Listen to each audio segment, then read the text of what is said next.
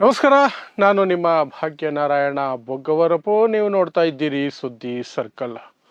ಇವತ್ತು ಬೆಳಗ್ಗೆಯಿಂದ ನರೇಂದ್ರ ಮೋದಿ ಅವರು ದೊಡ್ಡ ಮಟ್ಟದಲ್ಲಿ ಟ್ರೋಲ್ ಆಗ್ತಾ ಇದ್ದಾರೆ. ಯಾವ ಅಸ್ತ್ರವನ್ನ ಕಾಂಗ್ರೆಸ್ಸಿನ ವಿರುದ್ಧ, ಅದರಲ್ಲೂ ವಿಶೇಷವಾಗಿ ಸೋನಿಯಾ ಗಾಂಧಿಯವರ ವಿರುದ್ಧ ಅಂಧಭಕ್ತರು, ಮೋದಿ ಭಕ್ತರು, ಬಿಜೆಪಿ ಭಕ್ತರು, RSS ಸಂಘಿಗಳು ಎಲ್ಲ ಸೇರಿಕೊಂಡು ಸುಳ್ಳೆ ಟ್ರೋಲ್ ಮಾಡ್ಕೊಂಡು ಬರ್ತಿದ್ರು ಇಲ್ಲಿಯವರೆಗೆ. ಸೋನಿಯಾ ಗಾಂಧಿ ಬಾರ್ ಡ್ಯಾನ್ಸರ್ ಆಗಿದ್ರು ಅನ್ನುವಂತಹ ಅಸಹ್ಯಕರವಾದ ಸುಳ್ಳನ್ನ ನಿರಂತರವಾಗಿ ಹೇಳ್ಕೊಂಡು ಬರ್ತಿದ್ರು. ಅದು ಇವತ್ತು ಅವರಿಗೆ ತಿರುಗೇಟಾಗಿದೆ. ಅವರ ಮುಖಕ್ಕೆ ಅವರೇ ಚಪ್ಪಲಿಯಲ್ಲಿ ಹೊಡೆದುಕೊಳ್ಳುವ ಮಟ್ಟಕ್ಕೆ ಅದು ಉಲ್ಟಾ ಆಗಿರುವಂತಹ ಸುದ್ದಿ ಬಂತು. ಏನಂದ್ರೆ ನಿಮಗೆ ಗೊತ್ತಿರೋ ಹಾಗೆ ಎಪ್ಸ್ಟೀನ್ ಫೈಲ್ಸ್ ಅನ್ನುವಂತಹ ಒಂದು ಫೈಲ್ಸ್ ಏನು ಅಮೆರಿಕದಿಂದ ರಿಲೀಸ್ ಆಗ್ತಿದೆ. ಹಂತವಾಗಿ 2ನೇ ಹಂತದ ಫೈಲ್ಸ್ ಅಲ್ಲಿ ನರೇಂದ್ರ ಮೋದಿ ಹೆಸರು ಬಂದಿದೆ. ಯಾವ ರೀತಿ ಬಂದಿದೆ ಅಂದ್ರೆ, ಟ್ರಂಪ್ಗೆ ಲಾಭ ಆಗುವ ಕಾರಣಕ್ಕಾಗಿ ನರೇಂದ್ರ ಮೋದಿ ಹಾಡಿದರು, ಕುಣಿದರು ಅನ್ನುವಂಥದ್ದು ಬಂತು.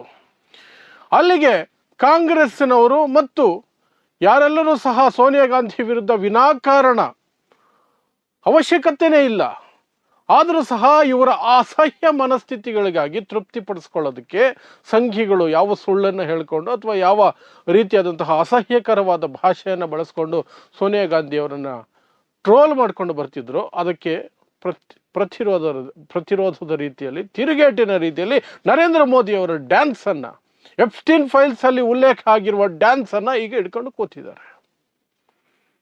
ದೇಶದ ಹಿಸ್ಟ್ರಿಯಲ್ಲಿ, ಈ ದೇಶದ ಇತಿಹಾಸದಲ್ಲಿ ಇಲ್ಲಿಯವರೆಗೂ ಒಬ್ಬ ಪ್ರಧಾನಿ ಈ ಮಟ್ಟಕ್ಕೆ ಟ್ರೋಲ್ ಆಗಿದ್ದು ಇಲ್ಲ. ಸಿಟ್ಟಿಂಗ್ ಪ್ರೈಮ್ ಮಿನಿಸ್ಟರ್ ಟ್ರೋಲ್ ಆಗಿದ್ದಿಲ್ಲ. ಬಟ್ ನರೇಂದ್ರ ಮೋದಿ ಅವರು ಆ ರೆಕಾರ್ಡನ್ನು ಸಹ ಬ್ರೇಕ್ ಮಾಡಿಕೊಂಡ್ರು. ಸೊ ಏನಿದು ಎಪ್ಸ್ಟೀನ್ ಫೈಲ್ಸ್ ಅನ್ನೋದನ್ನು ಸಂಕ್ಷಿಪ್ತವಾಗಿ ತಿಳಿಸ್ತೀನಿ. ಅದರ ಜೊತೆಗೆ ಎಪ್ಸ್ಟೀನ್ ಫೈಲ್ಸ್ ಅಲ್ಲಿ ನರೇಂದ್ರ ಮೋದಿ ಅವರು ಕುಣಿದರು ಅಂತ ಬಂದಿದೆಯಲ್ಲ, ಹಾಡಿ ಕುಣಿದರು, ಅದು ಸಹ ನರೇಂದ್ರ ಮೋದಿಗೆ ಲಾಭ ಆಗಲಿ ಅಂತ. ಅದು ಯಾರು ಹೇಳಿದಾಗೆ, ಎಪ್ಸ್ಟೀನ್ ಹೇಳಿದ ಸಲಹೆ ಮೇರೆಗೆ ಇಸ್ರೇಲ್ನಲ್ಲಿ ನಡೀತು ಇದು ಅಂತ ಇದೆಯಲ್ಲ. ಸೊ ಅದು ಏನಿದೆ ಆ್ಯಕ್ಚುಲಿ ಆ ಫೈಲ್ಸ್ ಅಲ್ಲಿ, ಯಾವ ಹಿನ್ನೆಲೆಯಲ್ಲಿ, ಯಾವಾಗ ಆ ಒಂದು ಘಟನೆ ನಡೆದಿದೆ, ಅದನ್ನು ವಿವರಿಸುವಂಥ ಪ್ರಯತ್ನವನ್ನು ಸಹ ನಾನು ಮಾಡ್ತೀನಿ. ಸೊ ಮೊದಲಿಗೆ ಈ ಎಪ್ಸ್ಟೀನ್ ಫೈಲ್ಸ್ ಅಂದರೆ ಏನು?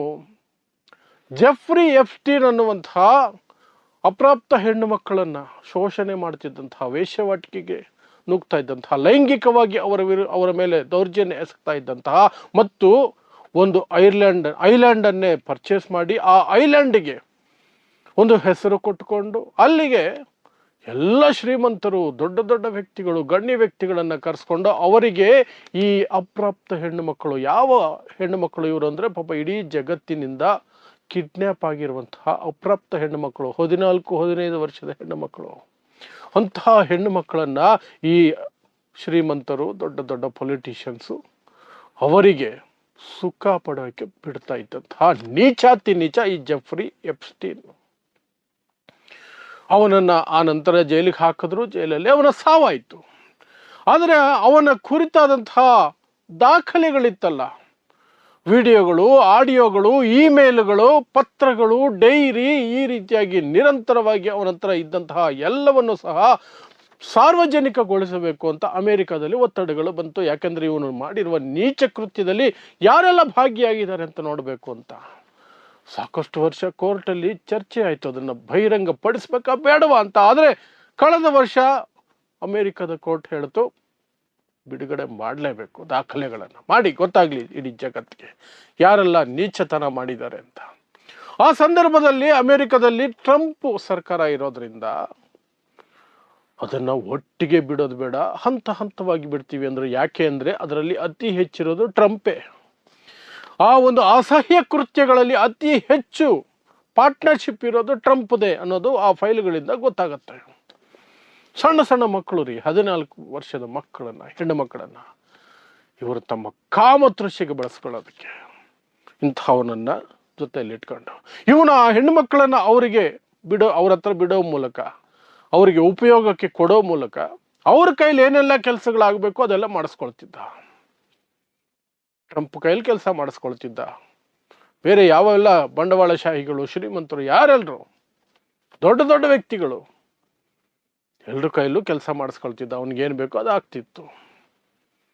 ಆ ಫೈಲ್ಗಳ ಮೊದಲ ಹಂತದ ಫೈಲ್ಗಳನ್ನು ಕಳೆದ 2 ತಿಂಗಳ ಹಿಂದೆ ಬಿಡುಗಡೆ ಮಾಡಿದರು. ಆ ಸಂದರ್ಭದಲ್ಲಿ ನಾನು ವಿಡಿಯೋ ಮಾಡಿ ಹೇಳಿದ್ದೆ ಏನಂತ, ಈ ಫೈಲ್ಗಳಲ್ಲಿ ನರೇಂದ್ರ ಮೋದಿ ಹೆಸರು ಇದೆ ಅಂತ. ನಾವು ಮಾಹಿತಿ ಕಲೆ ಹಾಕ್ತೀವಿ, ಕಲೆ ಹಾಕಿದ ಮಾಹಿತಿಯಲ್ಲಿ ಇತ್ತು, ಮೋದಿ ಹೆಸರಿತ್ತು, ಭಾರತದ ಹೆಸರಿತ್ತು, ಭಾರತದ ಇನ್ನೊಂದಷ್ಟು ಜನರ ಹೆಸರುಗಳಿದ್ದಾವೆ. ಸಿಟ್ಟಿಂಗ್ ಮಿನಿಸ್ಟರ್ ಒಬ್ಬರ ಹೆಸರು ನೆಕ್ಸ್ಟ್ ಬರುತ್ತೆ. ಅದರಲ್ಲಿ ಏನೇನಿತ್ತು ಅಂತ ನೀವು ಬೇಕಾದ್ರೆ ಟೈಮ್ ಲೈನಲ್ಲಿ ಹೋಗಿ ನೋಡಬಹುದು. ಆ ವಿಡಿಯೋದಲ್ಲಿ ಸ್ಪಷ್ಟವಾಗಿದೆ ಯಾರ್ಯಾರು ಭಾರತೀಯರ ಯಾರ್ಯಾರ ಹೆಸರಿದೆ, ಯಾವ್ಯಾವ ರೀತಿಯಲ್ಲಿದೆ. ನರೇಂದ್ರ ಮೋದಿ ಹೆಸರು ಇಸ್ರೇಲ್ ಕುರಿತಾಗಿ ಇದೆ ಅಂತ ನಾನು ಅವತ್ತು ಹೇಳಿದ್ದೆ. ಅಂಥ ಭಕ್ತರು ಉರಿದು ಬಿದ್ದಿದ್ರು. ಯಾಕಂದರೆ ಸತ್ಯ ಅರಗಿಸ್ಕೊಳ್ಳುವಂಥ ಶಕ್ತಿ ಅವ್ರಿಗಿಲ್ಲ. ಸುಳ್ಳಲ್ಲೇ ಬದುಕೋದು, ದ್ವೇಷದಲ್ಲಿ ಬದುಕೋದು ಅವರ ಜೀವನ ಕ್ರಿಯೆ. ಅದು ಇನ್ನೇನು ಮಾಡೋಕ್ಕಾಗಲ್ಲ. ನಾಯಿ ಬಲ ಡೊಂಕು. ಹಾಗಾಗಿ ನಾನು ಸುಮ್ಮನೆ ಅದೇ, ಎಷ್ಟಾದರೂ ಬೊಗಳ್ಕಳಿ ಅಂತ. ಬಟ್ ಈಗ ಅದೇ ಹೊರಗೆ ಬಂದಿದೆ. 2ನೇ ಹಂತದ ಫೈಲ್ಗಳು ನಿನ್ನೆ ರಿಲೀಸ್ ಆಯಿತು ಅಮೆರಿಕದಲ್ಲಿ. ಮೊದಲನೇ ಹಂತದಲ್ಲಿ ಬಿಲ್ ಗೇಟ್ಸು, ಬಿಲ್ ಕ್ಲಿಂಟನ್ನು, ಈ ಟ್ರಂಪು, ಯಾರ್ಯಾರೋ ನೀವು ಊಹೆನೇ ಮಾಡೋಕ್ಕಾಗಲ್ಲ ಇಂಥವರು ಸಹ ಇಂತಹ ನೀಚತನ ಕೇಳ್ದಿದ್ರ ಅಂತ. ಅವರೆಲ್ಲರದು ಹೊರಗಡೆ ಬಂದಿತ್ತು. ಟ್ರಂಪದು ಮಾತ್ರ ಎಷ್ಟು ಹೊರಗಡೆ ಬಿಡಬೇಕು ಅಷ್ಟು ಬಿಡ್ತಿದ್ದಾರೆ, ಕಟ್ ಮಾಡಿ ಬಿಡ್ತಿದ್ದಾರೆ, ಸೆನ್ಸರ್ ಮಾಡಿ ಬಿಡ್ತಿದ್ದಾರೆ ಅಂತ ಅಮೆರಿಕದ ಜನತೆ ಈಗ ಆರೋಪ ಮಾಡ್ತಿದ್ದಾರೆ. ಟ್ರಂಪ್ ಸರ್ಕಾರನೇ ಇರೋದ್ರಿಂದ ಸೆನ್ಸರ್ ಮಾಡಿ ಬಿಡ್ತಿದ್ದಾರೆ ಅಂತ. ಸೆನ್ಸರ್ ಮಾಡಿ ಬಿಡ್ತಿದ್ದಾರೆ. ಒಟ್ಟಿನಲ್ಲಿ ಬಂತು, ಒಂದಷ್ಟು ಆಚೆ ಬಂತು, ಚೀತು ಅಂತ ಉಗಿಯುವಷ್ಟಂತೂ ಆಚೆ ಬಂತು. 2ನೇ ಹಂತದ ಫೈಲ್ಗಳು ನಿನ್ನೆ ರಿಲೀಸ್ ಆಯ್ತಲ್ಲ. ಸೊ ಅದರ ಬಿಡುಗಡೆಯ ನಂತರ ಇಲ್ಲಿಯವರೆಗೆ ಬಿಡುಗಡೆ ಆಗಿರುವಂಥದ್ದು ಏನು ಅಂದರೆ 1,80,000 ಫೋಟೋಗಳು, 2,000 ವಿಡಿಯೋಗಳು, 35 ಲಕ್ಷ ದಾಖಲೆಗಳು, 35 ಲಕ್ಷ ಪುಟ ದಾಖಲೆಗಳು, 35 lakh ಪೇಜಸ್. ಅಷ್ಟು ಪುಟಗಳು, ಅಷ್ಟು ದಾಖಲೆಗಳು ಈಗ ಇಲ್ಲಿಯವರೆಗೆ ಹೊರಗಡೆ ಬಂದಿದೆ. ಇನ್ನೂ ಸಾವಿರಾರು ಇದಾವಂತೆ. ಅವುಗಳನ್ನು ಮುಂದಿನ ದಿನಗಳಲ್ಲಿ ಬಿಡುಗಡೆ ಮಾಡ್ತಾರೆ. ಮೊದಲನೇ ಹಂತದಲ್ಲಿ ನರೇಂದ್ರ ಮೋದಿ ಹೆಸರು ಇರಲಿಲ್ಲ. 2ನೇ ಹಂತದ ದಾಖಲೆಗಳಲ್ಲಿ ಬಂತಲ್ಲ ನರೇಂದ್ರ ಮೋದಿ ಹೆಸರು. ನಾನು ಈ ಹಿಂದೆನೇ ಹೇಳಿದ್ದಂಗೆ ಇಸ್ರೇಲ್ ವಿಚಾರವಾಗಿ ಬಂತು. ಸೊ ಏನು ಬಂತು ಅದರಲ್ಲಿ ಅನ್ನೋದನ್ನು ಹೇಳೋದಕ್ಕಿಂತ ಮೊದಲು, ಆ ದಾಖಲೆಗಳಲ್ಲಿ ಎಕ್ಸಾಕ್ಟಾಗಿ ಏನಿದೆ ಅದನ್ನು ಹೇಳೋದಕ್ಕಿಂತ ಮೊದಲು, ಅದರಲ್ಲಿದ್ದಂತಹ ವಿಚಾರ ಏನಂದರೆ, ಟ್ರಂಪ್ಗೆ ಲಾಭ ಆಗಲಿ ಅನ್ನೋ ಉದ್ದೇಶದಿಂದ, ಟ್ರಂಪ್ಗೆ ಸಹಕಾರಿಯಾಗುವ ರೀತಿಯಲ್ಲಿ ಇಸ್ರೇಲ್ನಲ್ಲಿ ನರೇಂದ್ರ ಮೋದಿ ಹಾಡಿ ಕುಣಿದ್ರು ಅಂತ, ಡ್ಯಾನ್ಸ್ ಮಾಡಿದ್ರು ಅಂತ, ಮತ್ತು ಇಟ್ ವರ್ಕ್ಡ್ ಅಂತ ಕ್ಯಾಪಿಟಲ್ಸ್ ಅಲ್ಲಿ ಹಾಕೊಂಡಿದ್ದಾರೆ. ಅದು ಕೆಲಸ ಮಾಡ್ತು, ನಮಗೇನು ಬೇಕಿತ್ತು ಅದು ಸಿಕ್ತು ಅಂತ ಸಹ ಇದೆ. ಹಾಗಾದ್ರೆ ಏನಿದೆ ಫೈಲ್ಸಲ್ಲಿ ಇರುವಂಥದ್ದು ಇಷ್ಟೇ. ಎಪ್ಸ್ಟೀನ್ ಅವರ ಸಲಹೆ ಮೇರೆಗೆ ನರೇಂದ್ರ ಮೋದಿ, ಭಾರತದ ಪ್ರಧಾನಮಂತ್ರಿ ನರೇಂದ್ರ ಮೋದಿ ಇಸ್ರೇಲ್ನಲ್ಲಿ ಟ್ರಂಪ್ಗೆ ಅನುಕೂಲ ಆಗಲಿ, ಲಾಭ ಆಗಲಿ ಅನ್ನೋ ಉದ್ದೇಶಕ್ಕೆ ಹಾಡಿ ಕುಣಿದರು. ಕೆಲವು ದಿನಗಳ ನಂತರ ಅದು ಕೆಲಸ ಮಾಡ್ತು. ಇಟ್ ವರ್ಕ್ಡ್ ಅಂತ ಸ್ಪಷ್ಟವಾಗಿ ಬರ್ಕೊಂಡ್ರು. ಆದರೆ ಯಾವಾಗಿಂದ ಅದು ಇಮೇಲಲ್ಲಿ ಇರುವಂಥದ್ದು. ಆ ಇಮೇಲ್ ಡೇಟ್ ಏನು ಅಂದರೆ 9th ಜುಲೈ 2017. ಆ ಡೇಟನ್ನು ಇಟ್ಕೊಂಡು ನರೇಂದ್ರ ಮೋದಿ ಅವರು ಇಸ್ರೇಲ್ ಪ್ರವಾಸದಲ್ಲಿದ್ರ ಅಂತ ಚೆಕ್ ಮಾಡಿದ್ರೆ ಅದಕ್ಕೆ 3 ದಿನಗಳ ಹಿಂದೆ ಇಸ್ರೇಲಲ್ಲಿ ಇದ್ದರು ಪ್ರಧಾನಮಂತ್ರಿ ನರೇಂದ್ರ ಮೋದಿ. ಜುಲೈ 4ರಿಂದ 7ನೇ ತಾರೀಕು 2017 ನರೇಂದ್ರ ಮೋದಿ ಇಸ್ರೇಲಲ್ಲಿ ಇದ್ರು. ಅಂದರೆ ಆ ಘಟನೆ ನಡೆದ 4 ದಿನಗಳ ನಂತರ ಎಪ್ಸ್ಟೀನ್ ಇಮೇಲ್ ಹಾಕೊಂಡಿದ್ದಾನೆ, ಇಟ್ ವರ್ಕ್ಡ್, ನಾನು ಸಲಹೆ ಕೊಟ್ಟಂತೆ ನರೇಂದ್ರ ಮೋದಿ ಹಾಡಿ ಕುಣಿದಿದ್ದಕ್ಕೆ ಟ್ರಂಪ್ಗೆ ಲಾಭ ಆಯಿತು, ಇದು ಕೆಲಸ ಮಾಡ್ತು ಅಂತ. ಏನು ಕೆಲಸ ಮಾಡ್ತು ಅದು ಅಲ್ಲಿ ಉಲ್ಲೇಖ ಆಗಿಲ್ಲ, ಬಟ್ ಲಾಭ ಮಾಡಿಕೊಡ್ತು. ಅದ ಕಡೆ ಇರಲಿರಿ, ಜಗತ್ತಿನ ಅತಿ ದೊಡ್ಡ ಪ್ರಜಾಪ್ರಭುತ್ವದ ಪ್ರಧಾನಮಂತ್ರಿ ಯಾವನೊಬ್ಬ ಅಪ್ರಾಪ್ತ ಹೆಣ್ಣು ಮಕ್ಕಳನ್ನು ಶೋಷಣೆ ಮಾಡುವನು, ಕಾಮ ಪಿಶಾಚಿ, ಬೇರೆಯವ್ರಿಗೂ ಸಹ ಹೆಣ್ಣುಮಕ್ಕಳನ್ನು ಕಳ್ಳಸಾಗಾಣಿಕೆ ಮಾಡಿಕೊಂಡು ಬಂದು ಸಪ್ಲೈ ಮಾಡುವವನು, ಅವನ ಸಲಹೆ ಮೇರೆಗೆ ಏನೋ ಮಾಡಿದ್ದಾರೆ ಅನ್ನುವುದು ಎಷ್ಟು ದೊಡ್ಡ ಅವಮಾನ. ಜಗತ್ತಿನ ಅತಿ ದೊಡ್ಡ ಪ್ರಜಾಪ್ರಭುತ್ವದ ಪ್ರಧಾನಮಂತ್ರಿ ಇಂಥ ಯಾವನೋ ಒಬ್ಬ ನೀಚ ಕೃತ್ಯ ಮಾಡಿ ಸಿಕ್ಕಾಕೊಂಡಿರುವಂತಹ ವ್ಯಕ್ತಿ ಸಲಹೆ ಮೇರೆಗೆ ಮಾಡಿದ್ದು ಅನ್ನೋದು ಅದೇ ದೊಡ್ಡ ಅವಮಾನ. ಯಾವಾಗ ಈ ಸುದ್ದಿ ಹೊರಗಡೆ ಬಂತೋ, ನಾನು ಆರಂಭದಲ್ಲಿ ಹೇಳ್ದಂಗೆ ಸೋನಿಯಾ ಗಾಂಧಿ ಅವರನ್ನು ಹೇಗೆ ಟ್ರೋಲ್ ಮಾಡ್ಕೊಂಡು ಬರ್ತಿದ್ದಾರೆ ಸುಳ್ಳೆ, ಅವರು ಒಂದು ಬಾರಲ್ಲಿ ಕೆಲಸ ಮಾಡ್ತಿದ್ರು. ವಿದೇಶಗಳಲ್ಲಿ ಎಲ್ಲರೂ ಸಹ ವಿದ್ಯಾಭ್ಯಾಸ ನಡೆಸುವ ಸಂದರ್ಭದಲ್ಲಿ ಎಲ್ಲೋ ಒಂದು ಕಡೆ ಕೆಲಸ ಮಾಡ್ತಾರೆ. ಬಾರಲ್ಲೂ ಕೆಲಸ ಮಾಡ್ತಾರೆ, KFC ಅಲ್ಲಿ ಕೆಲಸ ಮಾಡ್ತಾರೆ, ಮೆಕ್ಡೊನಾಲ್ಡ್ಸ್ ಅಲ್ಲಿ ಕೆಲಸ ಮಾಡ್ತಾರೆ, ಇನ್ಯಾವುದೋ ಶೋರೂಮ್ಗಳು, ಬಟ್ಟೆ ಶೋರೂಮ್ ಏನಿದ್ರು ಎಲ್ಲ ಕಡೆ ಕೆಲಸ ಮಾಡ್ತಾರೆ ಯುವಕರು. ಸೋನಿಯಾ ಗಾಂಧಿನೂ ಮಾಡ್ತಿದ್ರು. ಆದರೆ ಈ ನೀಚಾತಿ ನೀಚರು ಬ್ರಿಟಿಷರ ಗುಲಾಮಗಿರಿಯಲ್ಲಿ ಮುಳುಗಿ ಬ್ರಿಟಿಷರಿಂದ ಪ್ರಾಣ ಭಿಕ್ಷೆ ತಗೊಂಡು ಬ್ರಿಟಿಷರ ವಿರುದ್ಧ ಹೋರಾಡದೆ ಸ್ವಾತಂತ್ರ್ಯ ಹೋರಾಟದಲ್ಲಿ ನಾವು ಪಾಲ್ಗೊಳ್ಳಲ್ಲ ಅಂತ ಅಧಿಕೃತವಾಗಿ ಘೋಷಣೆ ಮಾಡಿದಂತಹ ಅಯೋಗ್ಯರ ಶಿಷ್ಯಂದಿರು, ಆ ರೀತಿಯಾದಂತಹ ಯೋಚನೆಯನ್ನ ಒಪ್ಪುವ ನೀಚ ಜನ ಅದನ್ನು ಉಲ್ಟಾ ತಿರುಗಿಸಿ ಬಾರ್ ಡ್ಯಾನ್ಸರ್ ಅಂತ ಕತೆ ಕಟ್ಟಿದ್ರು.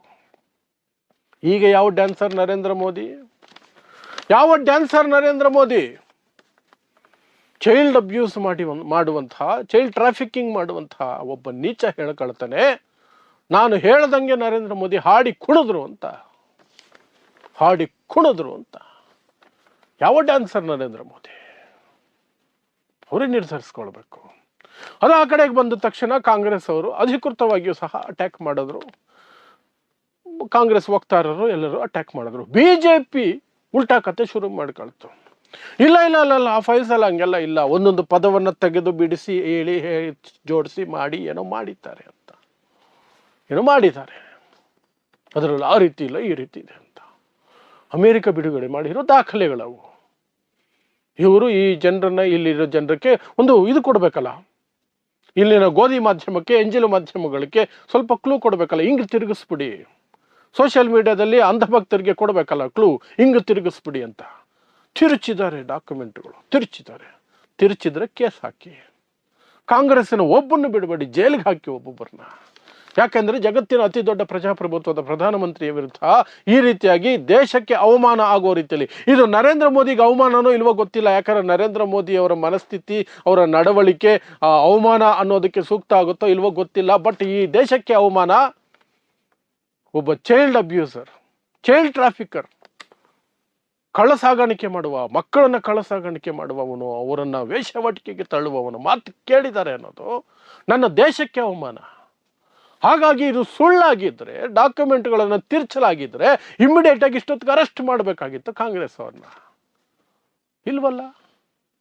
ಇಲ್ವಲ್ಲ. ಸುಮ್ಮನೆ IT ಸೆಲ್ ಮಾಳವಿ ಅನ್ಬಿಟ್ರು, ಆ ಸಂಬಿತ್ ಪಾತ್ರ ಅನ್ಬಿಟ್ರು, ಈ ರೀತಿ ಒಂದು ಸುಳ್ಳನ್ನು ಹರಡೋದಕ್ಕೆ ಶುರು ಮಾಡಿದ್ರು. ಅವರ ವಾದ ನಿಜ ಅನ್ನೋದಾದ್ರೆ ಕೇಸ್ ಆಗಬೇಕು, ಕಂಪ್ಲೇಂಟ್ ಆಗಬೇಕು, ಜೈಲಿಗೆ ಹಾಕಬೇಕು ಕಾಂಗ್ರೆಸ್ ಅವರನ್ನ. ತಿರ್ಚಿದ್ದಾರೆ ಡಾಕ್ಯುಮೆಂಟ್ಸ್ ಅಂತ. Nothing doing. ಆ ಥರದ್ದು ಎಂಥದ್ದು ಕ್ರಿಯೆ ಇಲ್ಲ, ಏನೂ ಇಲ್ಲ. ಬರೀ 4 ಸ್ಟೇಟ್ಮೆಂಟ್ ಕೊಟ್ಟು ಸುಮ್ಮನೆ ಆದರು.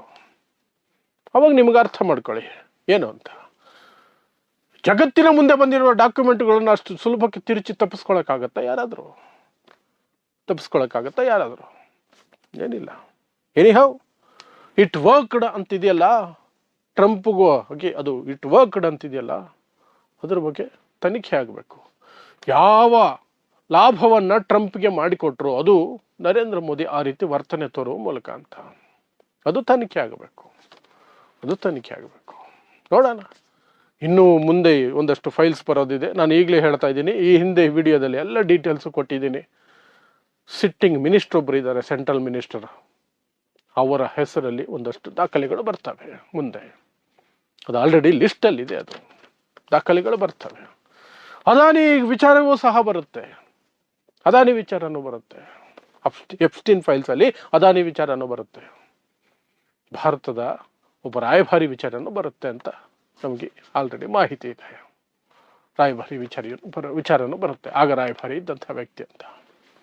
ಗೊತ್ತಿಲ್ಲ ಇನ್ನು ಏನೇನು ಬರುತ್ತೆ ಅಂತ. ಬಟ್ ಈಗ ಬಂದಿರೋದೇನು ಅಂದರೆ, ನರೇಂದ್ರ ಮೋದಿ ಅವರು ಈ ಒಂದು ಮಕ್ಕಳನ್ನು ಶೋಷಣೆ ಮಾಡ್ತಿದ್ದಂತಹ, ಲೈಂಗಿಕವಾಗಿ ಶೋಷಣೆ ಮಾಡ್ತಿದ್ದಂತಹ, ವೇಶ್ಯಾವಾಟಿಕೆಗೆ ತಳ್ಳಿದ್ದಂತಹ ವ್ಯಕ್ತಿಯ ಸಲಹೆ ಮೇರೆಗೆ ಇಸ್ರೇಲ್ನಲ್ಲಿ ಟ್ರಂಪ್ಗೆ ಲಾಭ ಆಗಲಿ ಅನ್ನೋ ಕಾರಣಕ್ಕಾಗಿ ಹಾಡಿ ಕುಣಿದರು, ನರೇಂದ್ರ ಮೋದಿ ಕುಣಿದರು ಅನ್ನೋದು ಈಗ ಬಂದಿರುವ ಆರೋಪ.